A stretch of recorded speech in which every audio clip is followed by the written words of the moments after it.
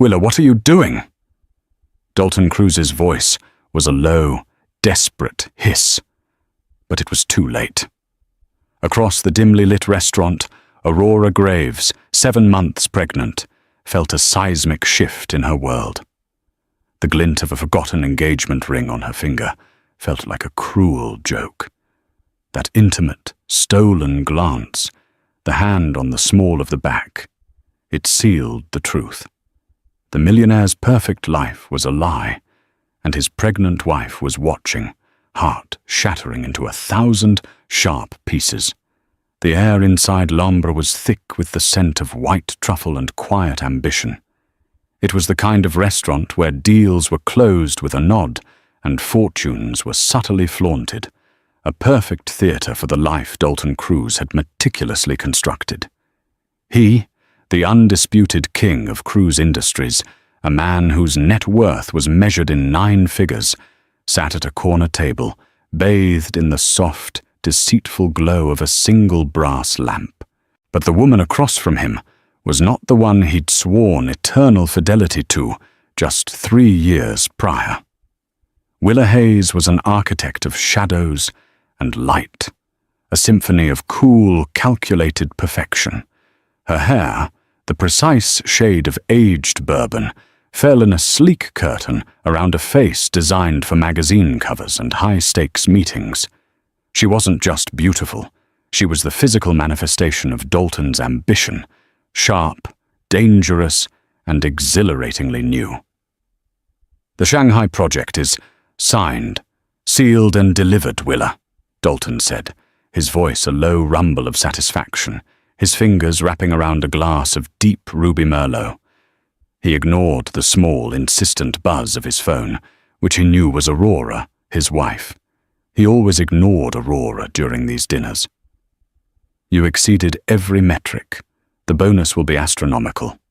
Willa's smile was professional, yet held a knowing, proprietary warmth that made Dalton's chest tighten. "Astronomical is exactly where cruise industries needs to be, Dalton. We're still playing catch-up to the sheer audacity of Rafe Steele's recent moves in Singapore. He's taking risks you'd never entertain." Dalton scoffed, a flicker of genuine irritation crossing his face. Rafe Steele. The name was a perennial splinter under his skin. Rafe was a competitor, a former colleague from their university days who had specialized in bleeding-edge, risky tech investments, while Dalton focused on safe, tangible real estate and construction. Their rivalry was legendary, a battle of caution versus chaos. And lately, chaos seemed to be winning. Rafe Steele is a glorified gambler, Dalton dismissed, but the venom in his tone betrayed his insecurity. "I build foundations, Willa. He builds sandcastles." "But sandcastles attract the tourists," Willa countered, leaning forward slightly, her diamond earrings catching the lamplight. She reached across the table, her slender hand resting briefly, too intimately, on the back of Dalton's hand. "And right now, Dalton, you need a spectacle to distract from your stable image, and from certain domestic situations." The mention of his domestic situation, the 7-month pregnancy of his wife, Aurora, was a cold dash of water. Dalton pulled his hand back, suddenly remembering the careful line he always walked. He was a man of power, but also a man obsessed with appearances. The perfect marriage, the beautiful home, the heir on the way, it was all part of the brand. He had no idea that brand was being observed, dissected, and irrevocably scorched from less than 50 feet away. Aurora Graves, a woman whose beauty was softer, deeper, and layered with an ethereal glow that only pregnancy grants, was at L'Ombre for a reason entirely unrelated to her husband. She was meeting her oldest friend, Clara, who was late, and she had taken a quiet, almost secluded table near a towering velvet curtain, positioned strategically to offer privacy to its occupant. The irony was crushing. The curtain offered her privacy to witness her own annihilation. She had initially only registered Dalton's presence, peripherally, the familiar cut of his tailored jacket, the characteristic tilt of his head. Then she saw the woman, Willa Hayes. Aurora knew the name, of course. She was Dalton's top project manager, a protégé. Aurora had always been polite when they met at company functions, offering a warm smile to the woman who now occupied her husband's attention with such fierce intimacy. It was the way Willa touched him, that possessive, brief brush of fingers that turned the innocuous business dinner into a horror show. And it was the way Dalton responded to it, not with a professional distance, but with a lingering vulnerability in his eyes that Aurora hadn't seen directed at herself in months. Aurora didn't gasp. She didn't scream. The betrayal didn't hit her like a sudden blow. It was a slow, agonizing slide into glacial waters. She was aware of the heat in her cheeks, the sudden, fierce drumming of her own heartbeat, and the strange, protective pressure of the life growing beneath her silk maternity dress. She instinctively brought a hand to her swollen belly, a silent vow to the child. I will protect you from this lie. The physical shock of the realization was profound.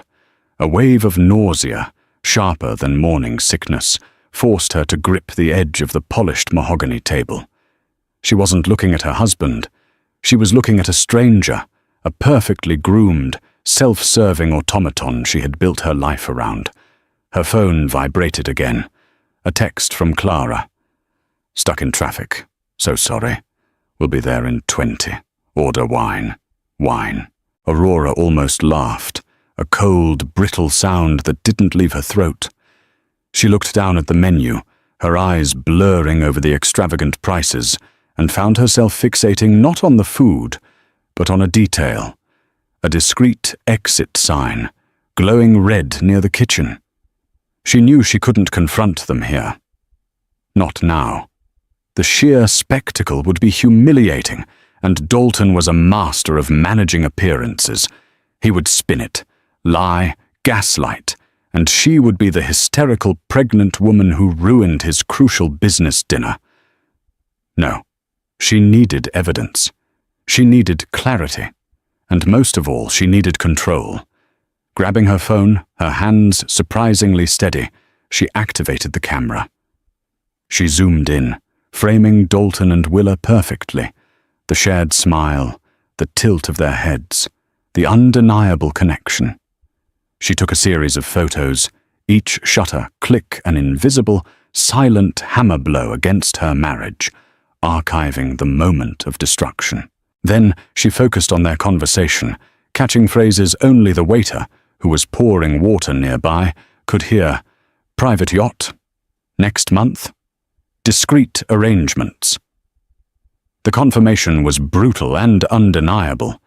This wasn't a one-off transgression. This was an established pattern. Aurora didn't wait for Clara. She left a crisp $20 bill on the table, a final act of courtesy in a world stripped bare of all manners.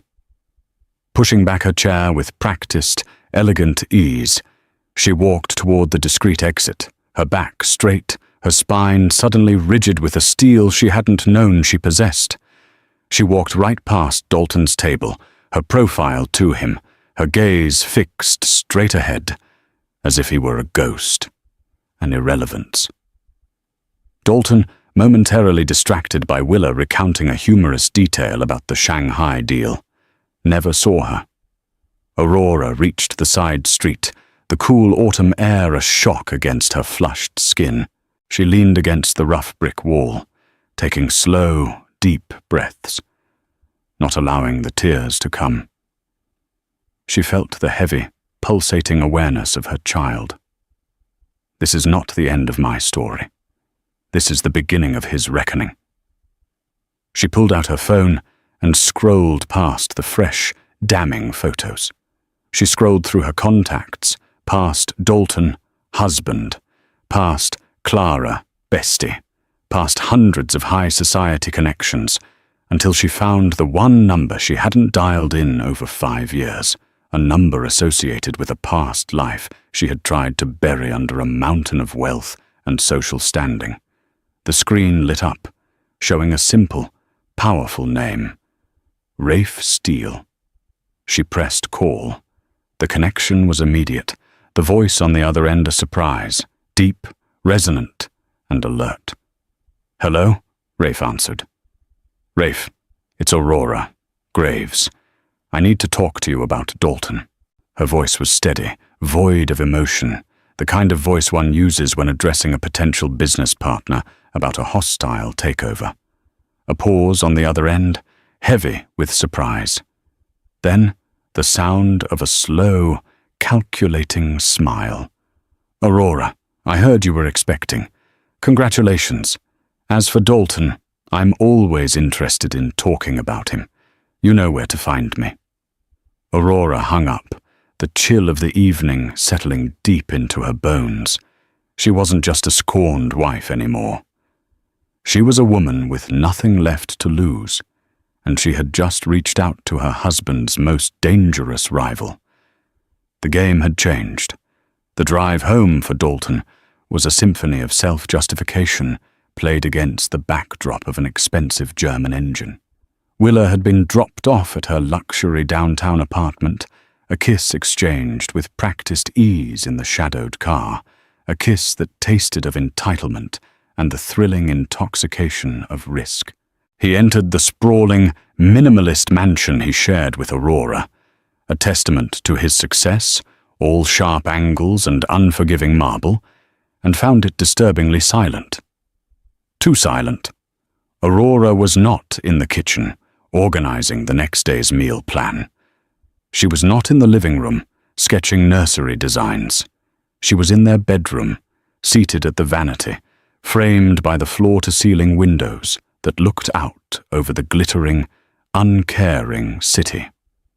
She was wearing a silk robe the color of deep amethyst, and the sight should have been calming, domestic. Instead, it felt like an ambush. She was brushing her hair, the rhythmic movement deliberate and slow, and she did not look up when he entered. "Rough day at the office, Dalton?" she asked, her voice flat, devoid of its usual melodic warmth. He shrugged off his Italian blazer, tossing it carelessly onto a silk chaise lounge, an action he'd later regret as the first sign of his unraveling composure. "Just the usual post-Shanghai details, Aurora. You know Willa is invaluable on these international bids." "Invaluable," she repeated, tasting the word, examining it in the reflection. She finally turned. Her eyes, usually a soft, clear grey, were now the colour of storm clouds, utterly cold. She held up her phone. Dalton's stomach plummeted, a free-fall sensation that wiped the smug satisfaction from his face. He didn't need to see the screen. He knew. It was the photo he'd seen her take during a drunken office party, a silly, slightly blurry picture of him and Willa laughing together. Nothing incriminating. But then Aurora slowly scrolled, and the first photograph from Lombre appeared. His hand, Willa's hand, the proprietary angle of their bodies under the brass lamplight. It was damning. It was definitive. "I didn't want to believe the rumors," Aurora said, her voice remaining unnervingly calm. "I didn't want to believe that the man who cries every time he hears the first ultrasound heartbeat could be the same man who makes discreet arrangements for a yacht trip with his project manager." Dalton scrambled for a defense. Any defense. His mind, usually a fortress of logical and financial arguments, was a panicked mess. "Aurora, this is absurd. It was a stressful closing dinner. We were celebrating. That was purely professional rapport. She was excited about the bonus. I was thanking her." "Stop, Dalton," she cut him off, the power in her tone forcing him to silence. "Don't insult my intelligence, or yourself. I didn't just see you. I felt it. I felt the lie across the room. I saw the way you looked at her. The way you haven't looked at me since the wedding day." He tried to approach her, a move toward conciliation, to seize the upper hand physically, but she raised her hand, a gesture of absolute command. "Don't touch me. The scent of her expensive perfume is enough of a presence tonight." Aurora stood, finally, the full weight of her pregnancy and her emotional gravity filling the room. "I want you out of this house tonight. Now. You can stay in your penthouse, your club, or Willa's apartment. I frankly don't care. But if you are here when the sun rises, I will call my lawyer, Philip Vance, and by noon tomorrow, every asset, every account, every piece of intellectual property we share will be tied up in a legal injunction so tight you won't be able to buy a coffee without asking my permission." Dalton stared at her, genuinely stunned. This was not the gentle, accommodating Aurora he knew. This woman was cold, calculated, and terrifyingly clear-eyed. "Aurora, you're pregnant. This is high emotion. You can't be serious. Everything I have, everything we have, is for our child. Don't throw our life away over a misunderstanding." "It is not a misunderstanding, Dalton. It is adultery, and it is betrayal, and I am throwing nothing away. I am cleaning house for my child, and believe me, the higher the emotion, the clearer the clarity." He realized with sickening certainty that she held all the cards. His professional life depended on his image, the stable, family-oriented titan. A scandalous divorce, especially one involving a pregnant wife and a key employee, would be catastrophic. The market was already jittery, and Rafe Steele was circling like a shark. "Fine," he ground out, the word tasting like ash. He grabbed the blazer he'd thrown, his movement jerky. "I'll go. But you will regret this. You need me, Aurora. You need my name, my money, and my protection." Aurora gave him a smile that held no warmth, only pity. "No, Dalton. I just needed to know I could live without them. And now I do. Go." Dalton left, slamming the bedroom door with a force that rattled the expensive glass. As he hurried through the marble halls, his phone buzzed again. A text from Rafe Steele. "Heard you had a tough meeting tonight, Cruz. Maybe you should focus less on closing deals and more on closing the door to your personal life. Things have a way of getting out." Dalton stopped dead. How could Rafe know? Was this a coincidence?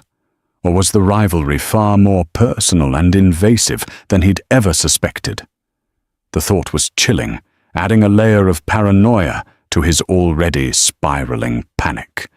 He suddenly felt exposed, hunted. Upstairs, Aurora was no longer standing. She was back at the vanity, but now she was leaning forward, tears finally streaming down her face, hitting the cool marble. She wasn't crying for Dalton. She was crying for the wasted years, the shattered illusion, and the sheer, exhausting work of becoming strong enough to fight. The tears lasted only a few minutes. Then she picked up her phone and dialed Philip Vance, her lawyer. "Philip, I need every financial asset reviewable by dawn, and I need to know the legal implications of partnering with a direct business competitor of my estranged husband." The lawyer, surprised, said, "A competitor? Who are we talking about, Aurora?" She took a deep breath, the name a tonic of cold resolve. "Rafe Steele.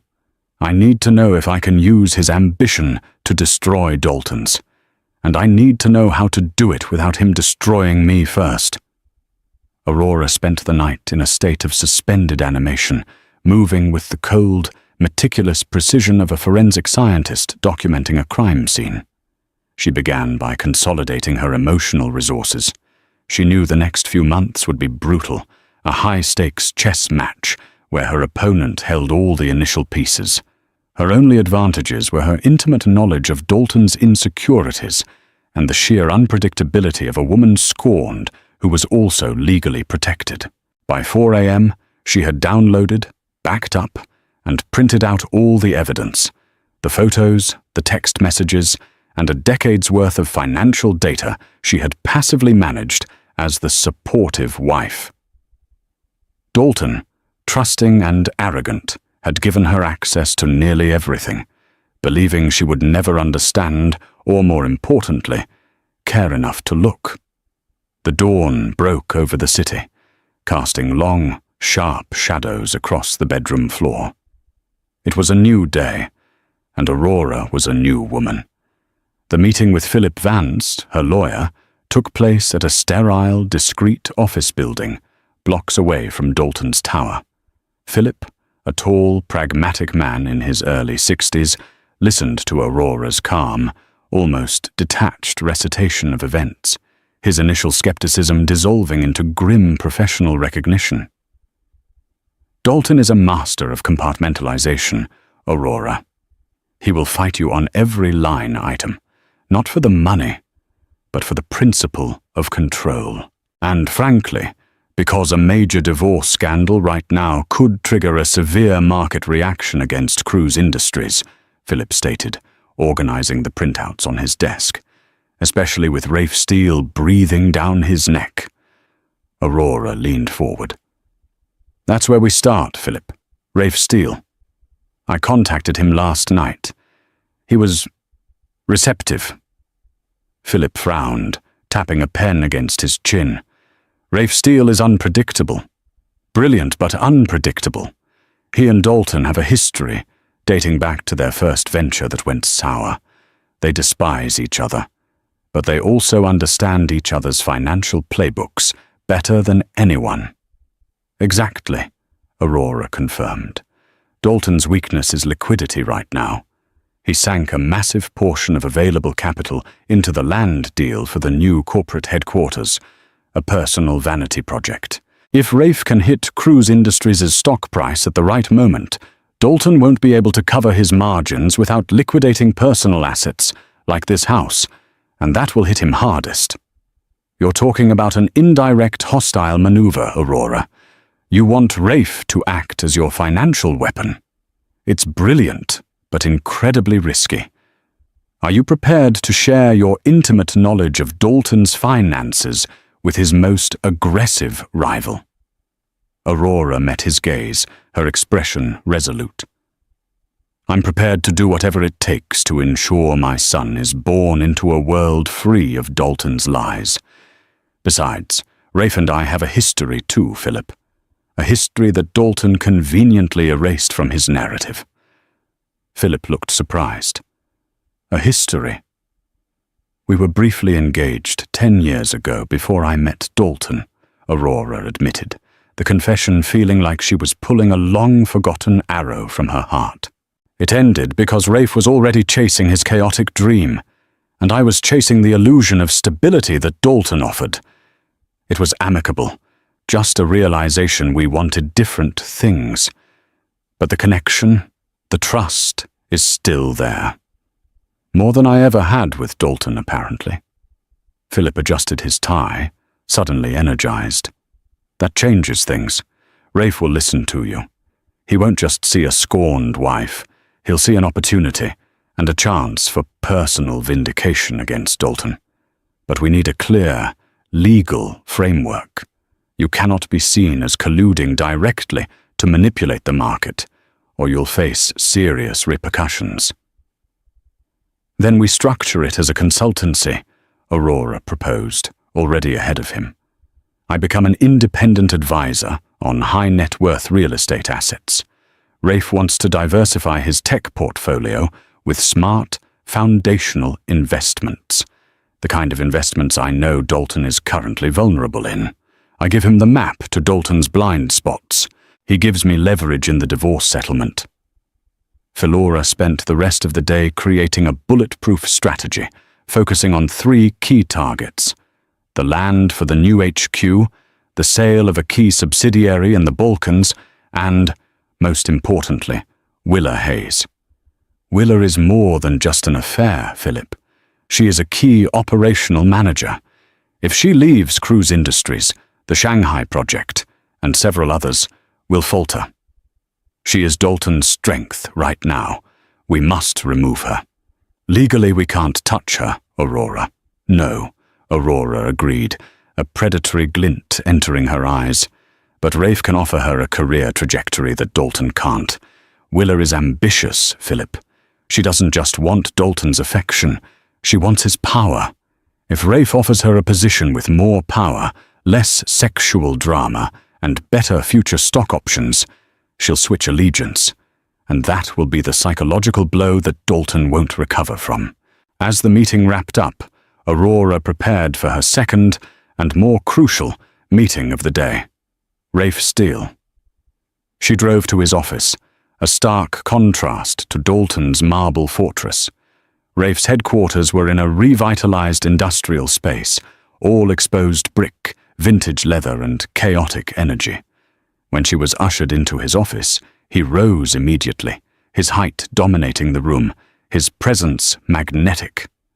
Rafe Steele was ruggedly handsome, his dark hair perpetually slightly disheveled, his clothes expensive but worn with an easy disregard. His eyes, dark and intelligent, held the same challenging, restless energy she remembered. "Aurora," he said, his voice warm, utterly sincere. He didn't mention the pregnancy, Dalton, or the past. He simply looked at her, and she felt seen for the first time in years. "It's good to see you. You look well, despite everything." She smiled, a genuine, if tired, smile. "You too, Rafe. Still conquering the world, one risky startup at a time." He gestured to a comfortable, worn leather sofa. "Only the ones that make Dalton nervous. Sit. Now, tell me how I can help you dismantle the lie he built." Aurora didn't waste time on pleasantries. She laid out the financial documents, the legal strategy, and the proposition. "I know where Dalton is vulnerable. You know how to strike. I'm not asking you to do this for free, Rafe. I want the leverage and the control. You get the financial advantage, and a clear path to dominating the market Dalton currently holds." Rafe didn't look at the financial documents. He looked at Aurora. "You've changed, Aurora. The girl who used to seek stability at any cost is now sitting across from me, asking to light a match to a financial empire." What truly changed? "Motherhood," Aurora replied instantly, touching her belly. "I realized that stability built on a lie is the most unstable foundation of all. I won't raise my son in a toxic castle. Dalton has to lose his control before I can gain mine. And I intend to win." Rafe leaned back, a slow, appreciative smile spreading across his face. It was the smile of a man who loved a worthy adversary, even when they were on his side. "You always had grit, Aurora. Dalton never saw it. I did. Consider it done. We'll call your independent consultancy Graves Acquisitions. It sounds formidable. Now let's talk about Willa Hayes. I hear she's instrumental to the Shanghai deal. What price would it take to acquire her loyalty?" Aurora felt a flicker of the old affection she held for Rafe, a recognition of his immediate understanding of the emotional landscape of power. This was a partnership born of necessary darkness, and she was ready for the fight. Dalton Cruz spent the first 3 days in a state of controlled fury. He was residing in the sterile luxury of his private downtown penthouse, a cold, empty space designed for efficiency, not comfort. He had called Aurora's cell repeatedly, leaving messages that swung wildly between threats and maudlin pleas for reconciliation. Each time she had simply ignored him, or worse, responded with a single, clinical text message relayed through her lawyer, Philip Vance. All communications must go through legal counsel. The silence was deafening, the lack of control paralyzing. Dalton was used to dictating terms. Now, he was reduced to waiting for the next legal notification. The real crisis, however, began in the boardroom of Cruz Industries. It started subtly, like a hairline crack in a vast structure. The first sign was the resignation of Elias Vance, the CFO, citing early retirement due to personal health reasons. Elias had been Dalton's rock for 20 years. His sudden departure sent a tremor through the financial markets. Dalton was furious, but Elias was unreachable. The second sign was the inexplicable delay in the Balkan subsidiary sale.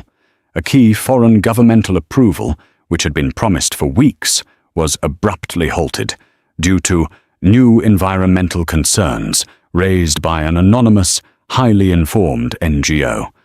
The subsidiary's value dropped 15% overnight. The third and most devastating sign walked into Dalton's office on a Thursday morning, looking crisp, confident, and utterly unrepentant.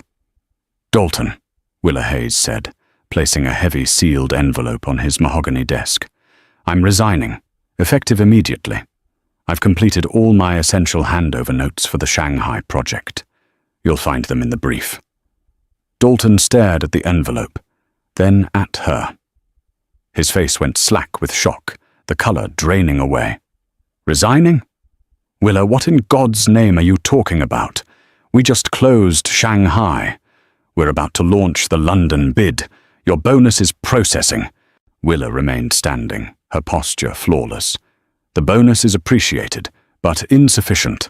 I have accepted a position as Chief Strategy Officer at Steel Acquisitions." The name hit him like a physical blow. Rafe Steele. "Rafe!"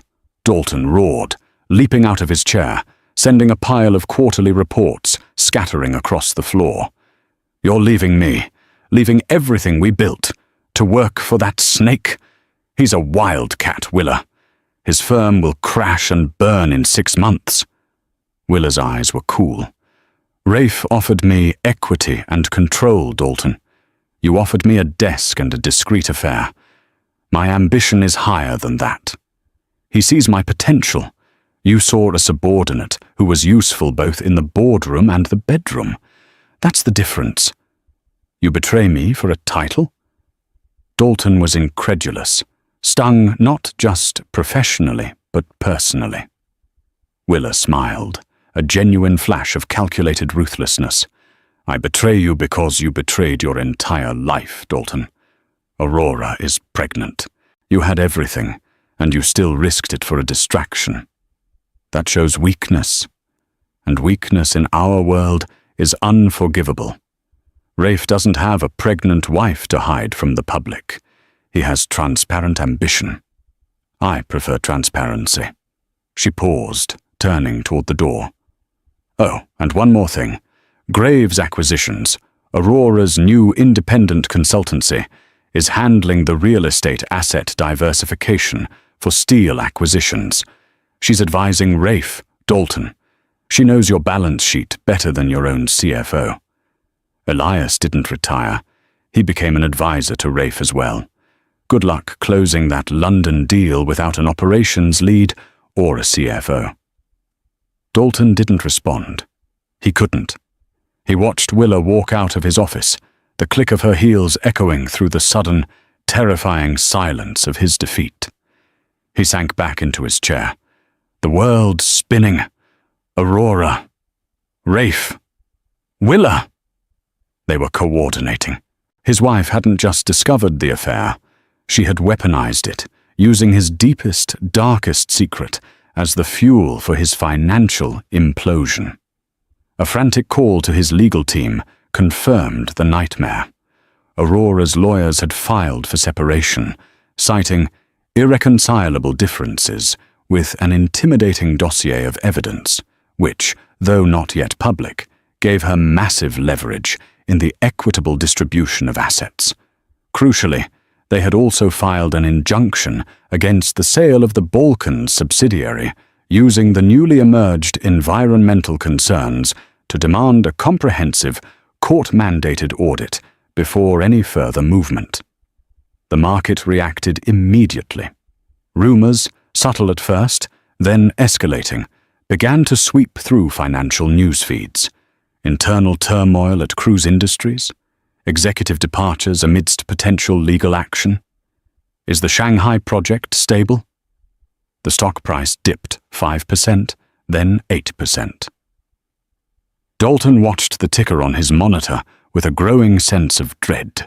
He was forced to sell off a small, liquid asset to cover some immediate short-term obligations, a first, humiliating step towards solvency preservation.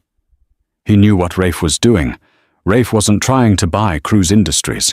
He was waiting for Dalton to crash.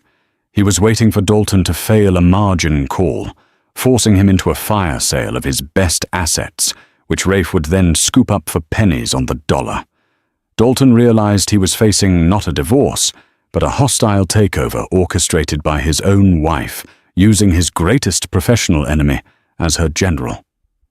The depth of Aurora's resilience, her willingness to risk everything, including her own past comfort, was a measure of the injury he had inflicted. He stood up, looking out over the city. He saw his reflection in the glass, a tired, middle-aged man who had prioritized image over integrity, and now the image was peeling away, revealing the rot beneath. He had underestimated Aurora Graves. He had mistaken her quiet grace for weakness. Now she was coming for him, not with tears or pleas, but with balance sheets and legal injunctions. Dalton grabbed his phone and called his last loyal contact, a high-level security consultant. "I need you to dig into Rafe Steele's recent activities," Dalton commanded, his voice raw but controlled. "Every deal, every contact, every vulnerability. And more importantly, I need to know everything about Aurora's past 5 years. She's hiding something, and I need to find the pressure point before she bankrupts me." The game of financial warfare had officially begun, and Dalton Cruise was starting from a position of profound, self-inflicted disadvantage. The storm was coming, and the pregnant woman he had betrayed was holding the lightning.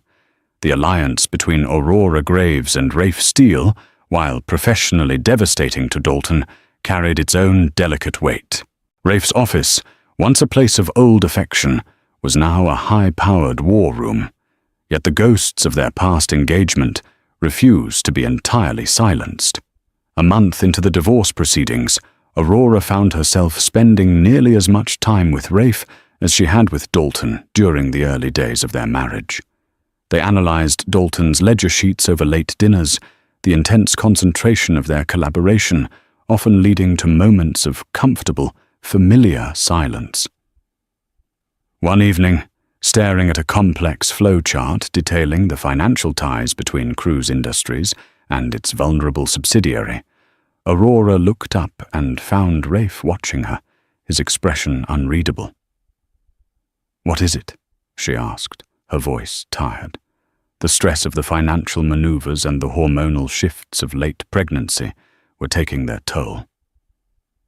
"I was just remembering," Rafe said softly, leaning back against the worn leather chair. "You always did this. When you were focused, you'd pull your hair back with a pen and get this fierce look, the look of a person who will solve the problem no matter the cost." Aurora touched the stray lock of hair near her temple. "Some problems can't be solved, Rafe. They just have to be survived." "You shouldn't be doing this," he insisted, a flash of genuine concern crossing his face. "You're weeks away from delivery. Let Elias or Willa handle the details on the Balkan injunction. Dalton's stock is already bleeding out. You've won the financial war." "I haven't won anything until I've secured my future, and his reputation is irrevocably damaged," Aurora countered fiercely. "And I need to be here. This is the first time in years I've felt relevant, Rafe. Dalton made me feel like an accessory. This is mine." "But the cost, Aurora," Rafe pressed. "I remember why we broke up. You needed stability, the fortress life, and I needed the chaos of creation. Dalton gave you the fortress, but he locked you inside. Now you've shattered the walls. What happens when the dust settles? Do you still crave the fortress, or did the chaos change you? Aurora looked down at her hands, where the wedding ring had been replaced by a simple, antique silver band she had inherited from her grandmother. The chaos changes everything. I don't know what I crave. I only know I can't go back to pretending.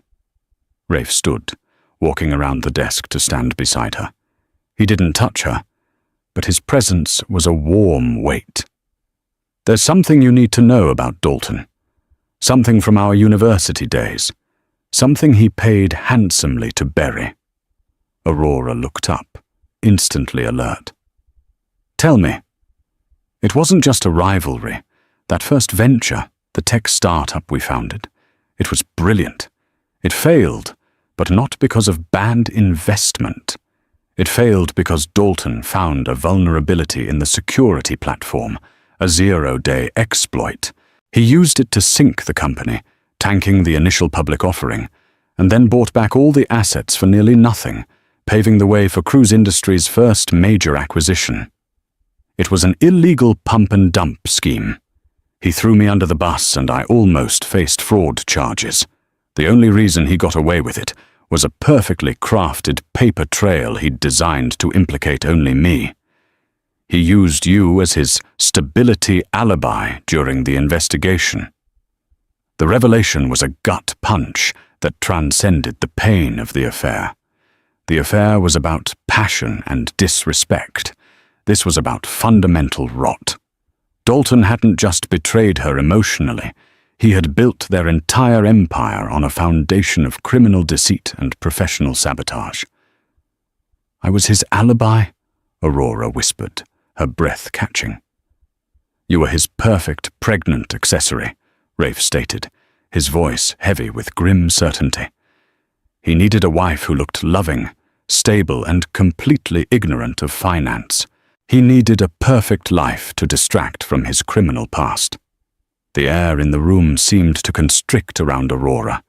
She realized that the stable life Dalton had offered her was a gilded cage designed to serve as a distraction. The betrayal was deeper than she could have ever imagined.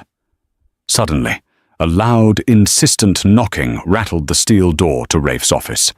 A junior assistant, flustered, burst in. Mr. Steele, Mrs. Graves, the security team has Dalton Cruz detained downstairs. He forced his way past the lobby. He's demanding to see his wife. He says he has information. Rafe straightened immediately, his face hardening. Information? Or a threat? Call security and tell them to keep him there. If he makes a scene, call the police. I don't want him anywhere near Aurora. Let him up, Aurora said, her voice unexpectedly strong. Rafe stared at her. Are you serious? He's unstable, Aurora. I want to hear it, she insisted, standing slowly, deliberately. She smoothed the front of her maternity dress. He's desperate. A desperate man is a truthful man. Let him up. But on one condition. Willa Hayes must be here to witness it. Dalton Cruz was a wreckage of his former self. His suit was rumpled, his hair unkempt, and his eyes held the wild, unfocused glare of a man who had not slept or won in weeks. He stood in Rafe Steele's stark, industrial office, the enemy territory, looking utterly defeated. Willa Hayes was already there, positioned next to Rafe, her posture perfectly neutral, a silent, beautiful executioner. Her presence felt like the final nail in Dalton's coffin. Get her out of here, Dalton snarled, pointing a shaking finger at Willa. This is between Aurora and me. And you, Steele, you financial scavenger, you should be in a federal prison. Save your breath, Dalton, Rafe advised coolly. Willa is my chief strategy officer. She's part of the conversation, and I'm the one you need to thank for your soon-to-be liquid assets. Aurora stepped forward, placing a hand on her belly, a clear, silent reminder of the life he had jeopardized. You said you have information, Dalton. You have 5 minutes before security returns. Speak. Dalton looked at her, his anger abruptly dissolving into a desperate, wretched plea. "Aurora, please. I know what you're doing. The Balkan deal, Elias. Willa, it's brilliant. You're destroying me. But you have to stop. I came here to warn you. It's not Rafe Steele who's coming for us. It's the man who killed Rafe Steele's father." The statement dropped into the tense silence like a stone. Rafe's casual stance evaporated. "What did you say, Cruz?" "Your father, Rafe," Dalton hissed, turning his wild eyes to his rival. "Anthony Steele. His company didn't fail. It was systematically undermined by a coordinated black market hedge fund. They used insider trading, offshore accounts, and manipulated data feeds to drive the stock to zero, forcing him into bankruptcy and, ultimately, his accident." Dalton swallowed hard. "I know because I almost got pulled in." "What does this have to do with me, Dalton?" Aurora demanded, feeling the room tilt. "Everything," Dalton cried, running a hand through his hair. "The affair, the pressure, the late nights. It wasn't just Willa, it was terror. I've been leveraged for months by the same people. They're using a dark web shell company, Acheron Capital, to systematically destabilize my assets. They've been demanding exorbitant monthly payoffs to keep certain legal skeletons buried. The Balkan deal failure? It wasn't a coincidence. It was Acheron making a move. They want the Balkan subsidiary because it holds the key to a global mining contract they need to launder their dirty money." Dalton took a step toward Aurora, his voice cracking with genuine fear. "I slept with Willa because she was the only one I could talk to about the pressure. She was running interference. But it wasn't about love, Aurora. It was about survival. They told me if I didn't comply, they would release the full details of my zero-day exploit scheme from a decade ago, the one I used to crush Rafe. I was trying to protect our family from them, not from me." Rafe was pale, his eyes fixed and dangerous. "You admit it? You crashed my father's company."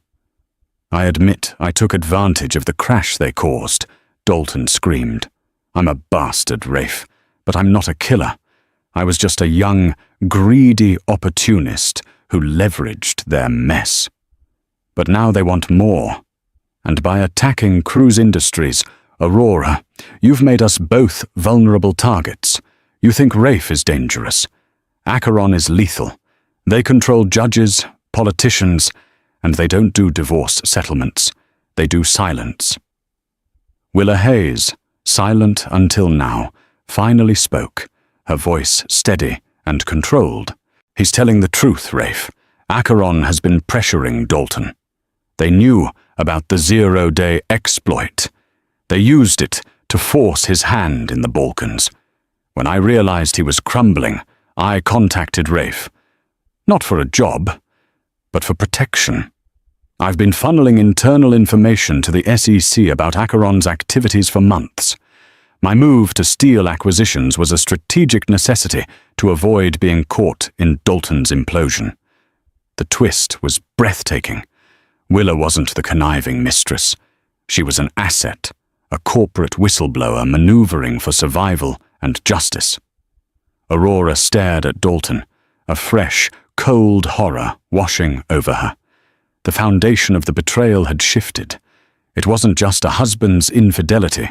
It was a desperate reaction to a lethal, external threat. But that didn't absolve him. "You built our life on a crime and used me as your shield, Dalton," Aurora said, her voice shaking with forced restraint. "You protected your empire, not your family. If you had just told me the truth, we could have faced this together. Instead, you gave me a mistress and a lie. I didn't want to involve you. You involved me when you asked me to marry you, Dalton. Now where is the leverage? Where is Acheron's weak spot?" Dalton, seeing a sliver of hope, pulled a crumpled printout from his pocket. "The new land deal for the HQ. It's not just a vanity project. Acheron's primary offshore laundering hub is concealed in the complex, beneath a shell company that's tied directly to the land's original owner. If you can stop the acquisition of that land, you stop Acheron's new operations center. You stop their money. Rafe grabbed the paper, his focus now fully on the larger enemy. The land deal closes in 48 hours. If we stop it, we save Dalton's life, but we lose the leverage we have in the divorce. Aurora didn't hesitate. She looked from Dalton's pitiful state to the fierce resolve in Rafe's eyes. My life, and my son's life, is more valuable than any financial settlement, Aurora declared. We stop Acheron. We use the zero-day exploit documentation to expose Dalton to the authorities. But we use Acheron's connection to the land deal to keep him out of their crosshairs. Rafe, can you pull a hostile injunction on a multi-million-dollar land acquisition in less than 2 days? Rafe's face split into the old, familiar grin of a man presented with an impossible challenge. It's chaotic, it's risky, it's exactly what I do best. Dalton, you need to go to ground. Willa, get me everything you have on Acheron's shell structures. Aurora, you and I are going to expose a financial conspiracy that stretches back a decade. The next 48 hours were a blur of frenetic activity, fueled by high-octane coffee and sheer adrenaline. The goal? File an emergency injunction to halt the transfer of the massive, highly strategic plot of land Dalton had intended for his new corporate headquarters. Aurora, Rafe, and Willa worked from Rafe's penthouse office, the only safe place, as Acheron Capital's reach was confirmed to be everywhere else. Dalton, terrified and obedient, was in a safe house miles away, feeding them encrypted data. The legal strategy was audacious. Philip Vance, working remotely, argued that Dalton Cruz, as the purchasing party, was acting under financial duress due to ongoing criminal coercion, and the land's acquisition was a crucial step in a massive global money laundering scheme by a third party, Acheron, thus compromising national security interests. They backed this with Willa's SEC evidence and Dalton's printouts showing the shell company links. As the deadline approached, Aurora felt the pressure mounting, not just from the imminent closure of the deal, but from the life inside her. The first faint contractions started 24 hours before the land deal closing. She ignored them, attributing the pain to stress and poor posture. We need more. The judge won't freeze this without undeniable proof of the connection, Rafe insisted, hunched over a bank ledger. We need the specific transaction history linking the original owner to the Acheron shell. Aurora, gripping the edge of the desk, pointed a steady finger at a line item. This, the purchase of the security consultant services 1 month before the initial land negotiations. Dalton said he never hired a security consultant. It was a payoff to Acheron to buy silence on the exploit. The payment went through a numbered account in Liechtenstein. Find the beneficiaries of that account. Willa, leveraging her deep knowledge of corporate shell structures, worked furiously. The beneficiary names are encrypted through a chain of trusts. It's going to take time to crack, but I can narrow down the physical location of the server farm that houses the trust data. It's in an anonymous warehouse in the Docklands. The Docklands, Rafe muttered. That's Acheron's signature. They hide in plain sight. Aurora felt a sharper, more defined wave of pain. She gasped, doubling over slightly, but quickly straightened, fighting the instinct to panic. I'm fine. Focus. Rafe, if we can't get the injunction in time, what's the physical option? Rafe looked at her, his eyes serious. Physical? That's not my style, Aurora. But if they transfer the title, Acheron wins. They bury the evidence on that land. Dalton's life is over. They'll either silence him or blackmail him forever. Aurora realized the horrifying truth. The land wasn't just a place to build. It was the designated burial site for a decade of financial crimes. "I have to go there," Aurora announced, surprising even herself. "Absolutely not," Rafe said, standing up. "You are having contractions, Aurora. You are not going into a dangerous situation with a criminal organization." "I'm not having contractions," Aurora lied, a cold sweat breaking out on her forehead. "And I have to go because I know Dalton's internal security codes for the old server room on the property. He used that land as his personal backup for years. There might be residual data there. I know the blind spots, Rafe. I was the person he trusted with the mundane details. I was the wife he underestimated." Rafe and Willa exchanged a look. They knew arguing was useless. Aurora had reached a point of no return. "Fine," Rafe conceded, his jaw tight. "I'm coming with you. Willa, you keep working the crypto trail. If the injunction doesn't land in the next 6 hours, we will have to go in and retrieve the data physically." The drive to the sprawling, fenced-off Docklands property was agonizing. Aurora fought every urge to panic, using the breathing techniques she'd practiced for birth to manage the growing intensity of the contractions. This was a different kind of labor, the birth of her freedom. They arrived at the perimeter just as the sun was setting. The vast empty lot, dominated by a single dilapidated warehouse, seemed sinister in the twilight. "Stay in the car, Aurora. I'll check the entrance points," Rafe instructed, reaching for a small, non-lethal deterrent he carried in his glove box. "No, Rafe. Time is the enemy. And I need to move," Aurora said, her voice firm, despite the pain. "If I am having a baby in the next 24 hours, it will be born free, not indebted to a criminal empire." They moved toward the warehouse, sticking to the shadows. Aurora, moving with a surprising, desperate grace, led Rafe to a hidden maintenance tunnel near the back. Using Dalton's old forgotten code, his mother's birthday, she bypassed the rusted lock. Inside, the warehouse was cold, dusty, and cavernous. Aurora pointed to a concrete bunker in the corner. "Dalton's old server room. Access is restricted. Emergency code access only. And I know that one, too." As she input the code, their first anniversary, a contraction hit her with a sudden, searing intensity. She collapsed, clutching Rafe's arm, a small, involuntary cry escaping her lips. "Aurora, that's a serious contraction. We have to go now." Rafe panicked, sweeping her up into his arms. "No," Aurora gasped, pointing a trembling finger at the blinking green light on the bunker door. "It's open. Get the data. I'll be fine. My water hasn't broken yet. Just go." Rafe hesitated for only a second, looking from her pain-stricken face to the imminent threat of the deal closing. He knew Acheron's people were due here at dawn. He gently lowered her against a stack of wooden crates and raced into the bunker. Aurora was left alone in the cold, dark warehouse, fighting not just for her child's future, but against the unstoppable forces of nature.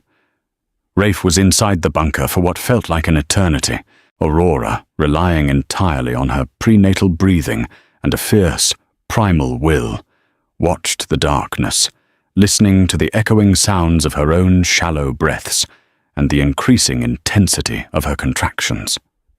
She knew this was the moment of reckoning, not just for Dalton, but for herself. She had chased stability so hard that she had become the silent victim. Now, she was reclaiming her story in the most dramatic, chaotic way possible. Just as a piercing, sharp contraction threatened to break her resolve, the heavy bunker door burst open. It wasn't Rafe.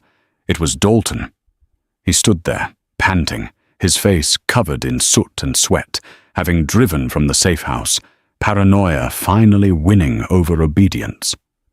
"Aurora, what are you doing? I told you to stay put. This is insane." Dalton scrambled toward her, his paternal instincts finally overwhelming his self-preservation. "I'm having your child, Dalton," Aurora bit out, managing a weak, pained smile. "And I'm cleaning up the mess you made." "Get out of here," Rafe's voice echoed from the depths of the bunker, muffled but urgent. Dalton ignored him. He looked at Aurora, the raw, undeniable proof of her pain, finally breaking his arrogance. "The pain? You need a hospital. Forget the data, I'll take the fall. Just let me get you out." "It's too late," Aurora whispered, and the contraction passed. "The deal closes in 2 hours. Rafe needs the transaction data to link Acheron directly to the landowner. Without it, they win. And if they win, they'll own your past and our future." Suddenly, the front warehouse door creaked open. 3 dark silhouettes, heavy, silent men, stepped inside, their presence immediately chilling. Acheron Capital had arrived early. "Dalton Cruz," a deep voice commanded from the shadows, "you are late for your transfer, and you seem to have brought company and a distraction." The speaker gestured toward Aurora. "A pregnant woman. How theatrical." Dalton, faced with the real threat, finally found his courage. He stepped directly in front of Aurora, shielding her with his body. "She has nothing to do with this. The deal is off. I've turned over all the evidence to my lawyers. You lose the land. You lose your hub." The lead figure laughed, a dry, unpleasant sound. "The injunction will never clear in time, Cruz. And the evidence you turned over, it's worthless without the signature chain. We own the paper. And we own you." Just then, Rafe emerged from the bunker, holding a handful of blinking, external hard drives. "We own the digital evidence now, too. You just lost your paper trail, Acheron. It's all going to the FBI in 3 minutes." The figures charged. The fight was brutal and short. Rafe, though athletic, was overwhelmed. Dalton, fighting with the reckless abandon of a cornered animal, took a vicious blow to the head, but managed to trip the lead figure.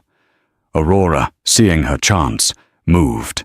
She grabbed a heavy, rusty pipe that lay near her, and, with a surge of adrenaline, swung it hard at the control panel next to the bunker door, shattering the wiring. "If you move that data, it burns! It's corrupted!" Aurora shouted, her voice echoing, a sudden, fierce cry of pure maternal protection. The men froze. If the data was corrupted, their entire operation would be exposed. Just then, the intense pain of her labor intensified. Aurora felt a massive, unstoppable pressure, and a sharp, final gasp escaped her lips. Her water broke, soaking the dust-covered concrete floor. "It's time!" she screamed, collapsing onto the floor, the rusty pipe clattering away. "The baby is coming!" The sight of the heavily pregnant woman in immediate labor, combined with the fact that their vital data was now physically inaccessible and potentially corrupted, broke the criminal resolve of Acheron's enforcers. They looked at each other, then at the incapacitated Dalton, the injured Rafe, and the terrified, laboring Aurora. The risk was too high. They fled the scene, vanishing into the night. Rafe, spitting blood, crawled to Aurora's side. Dalton, dazed, looked at his wife, a sight of terror and sublime strength. "Rafe," Aurora gasped, gripping his hand so hard her knuckles were white. "The phone. Call 911. Tell them a pregnant woman is in immediate labor at the Docklands warehouse. And call Philip. Tell him to file the injunction now. We have the data." Dalton, finally shedding his armor of arrogance and fear, took his wife's other hand. "Aurora, look at me. It's okay. We're going to do this. I'm sorry. I am so sorry for everything." Aurora looked up at him, her grey eyes filled with pain, but also had a clarity he had never deserved. "Be better, Dalton. Be authentic. That's all I ever wanted." By the time the sirens wailed in the distance, Aurora Graves was already pushing, anchored by the 2 men who had been, in different ways, the architects of her past and the catalysts for her future. The birth of Evan Dalton Cruz was chronicled not in a glossy society column, but in the sterile, unadorned light of an emergency room, attended by the frantic hands of medical staff and the exhausted, pale faces of 2 millionaires. The immediate fallout was immense. The injunction was granted based on the physical evidence Rafe and Aurora had secured, stopping the land deal and freezing Acheron Capital's assets. The FBI investigation, fueled by Willa's prior work and the newly recovered data, quickly spiraled into a massive, multinational exposé of financial crimes. Dalton Cruz faced the full reckoning for his decade-old scheme. With Acheron neutralized, he turned himself in, providing full testimony and documentation of both his own past illegal actions and Acheron's coercion. He faced charges, but his cooperation and the exposure of the greater criminal network led to a plea deal that involved a substantial financial penalty, 5 years of strict probation, and a permanent ban from holding an executive position in a publicly traded company. The empire of Cruz Industries was dismantled, its clean assets sold off to cover the fines and create a secure trust fund for Evan. Aurora Graves, having navigated labor, a high-stakes financial war, and emotional destruction, emerged profoundly transformed. She was no longer Aurora Cruz. She officially reverted to her maiden name, Aurora Graves, and with the substantial but clean divorce settlement, she co-founded a boutique investment firm with Rafe Steele, Steele Graves Innovations. The firm focused on ethical, foundational investments, a direct opposition to the shady dealings that had once defined her husband's world. She had chosen resilience, connection, and authenticity over the gilded lie. The final meeting between Aurora and Dalton took place 3 months after Evan's birth. They met at the lawyer's office to sign the final dissolution papers. Dalton, now leaner, wearing simple, quality clothes, looked genuinely humbled. "You saved my life, Aurora. You saved my soul. I lost the empire, but I gained my integrity back. And Evan," he paused, looking at the photos of his son, "he's worth it. I'll be a better father than I ever was a husband." "You will," Aurora agreed, signing her name with a flourish. "And that's all that matters now. I don't hate you, Dalton. I just don't know you. But I wish you peace." She left the office, not for the cold luxury of the past, but for the chaotic, vibrant energy of her new life. Rafe was waiting for her outside, not as a lover, but as a trusted partner. "Where to, Chief Strategy Officer?" he asked, holding the door for her. Aurora smiled, the fierce, determined smile of a woman in control of her own destiny. "To the new headquarters. We have to finalize the Singapore bid. And then, I think I'll buy myself a coffee." They walked toward the car, the city skyline, once the symbol of Dalton's power, now just the backdrop to Aurora's hard-won freedom. The journey had been catastrophic, yet it had delivered her to a life built on solid ground, her own. She had found resilience in the face of betrayal, connection in an old alliance, and authenticity in choosing the difficult truth over the easy lie. The drama was over, and the true, inspiring story of self-reclamation had just begun. What happens when the perfect life is a perfect lie? Aurora Graves, a pregnant wife betrayed, didn't crumble. She built a weapon. This story is a masterclass in resilience, showing how deep betrayal can forge the ultimate strength. Dalton's empire was a house of cards built on ambition. Aurora's new life is a fortress built on authenticity and grit. Did she find love again in the wreckage? Did Dalton find redemption in his fall? Hit the like button if you were stunned by the Willa twist. Share this video to support stories of ultimate female empowerment, and subscribe to our channel for more high-stakes, real-life dramas that prove the greatest comeback is always the one you write yourself.